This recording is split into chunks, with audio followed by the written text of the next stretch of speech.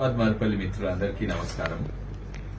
నేను మర్పల్లి మిత్రులతోటి ప్రత్యేకంగా మర్పల్లి మిత్రులతోటి మాట్లాడేది ఉంది. ఎప్పటి సందో మీరు పోరాడుతుండ్రు ఏంటంటే ఈ హైదరాబాద్ బీటర్ ఇంటర్సిటీ ఎక్స్ప్రెస్ మర్పల్లి ఆగాలని. అయితే నేను కూడా ఎన్నోసార్లు దీని ప్రయత్నం చేసిన, ఆఖరికి ఒప్పుకున్నారు.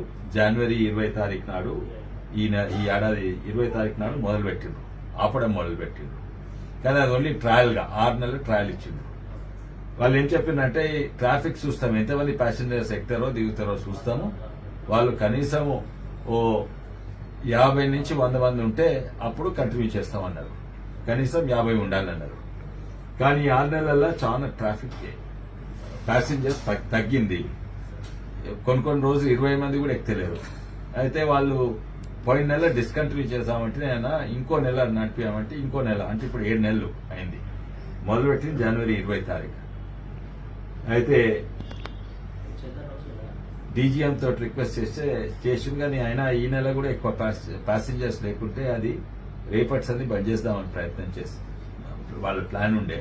ఎందుకంటే వాస్తవంగా వాళ్ళు చేసిండ్రు, ట్రయల్ రన్ చేసిండ్రు, మీరే ఎక్కువ మంది వాడతలేరు, 20 మంది కొరకు ఎందుకు ఆపాలి అని వాళ్ళు బంద్ చేస్తున్నారు.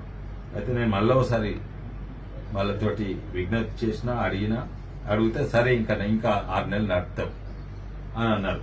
కానీ మీరు గిట్ట వాడకుంటే రోజు కనీసం ఇంత ఉదయం చేసిండ్రు, మీకు అవసరము వాడండి. నాకు తెలిసి మీ అందరికి మోటార్ సైకిల్ ఉన్నాయి, బుర్ర మోటార్ సైకిల్ పోతారు, కానీ మీరు ట్రైన్లో పోయి రాండ్రి. అప్పుడు కనీసం డైలీ 50 కాకుండా 40 మందిని ఎక్కండి ట్రైన్లో, నేను అది కంటిన్యూస్ ఉంటుంది. లేకుంటే ఆ ట్రైన్ బంద్ చేసేటట్టున్నారు. ఇప్పటికైతే నేను రేపు బంద్ చేసేది ఉంది, రేపు బంద్ చేస్తలేరు, ఇంకా 6 నెలలు నడుస్తుంది.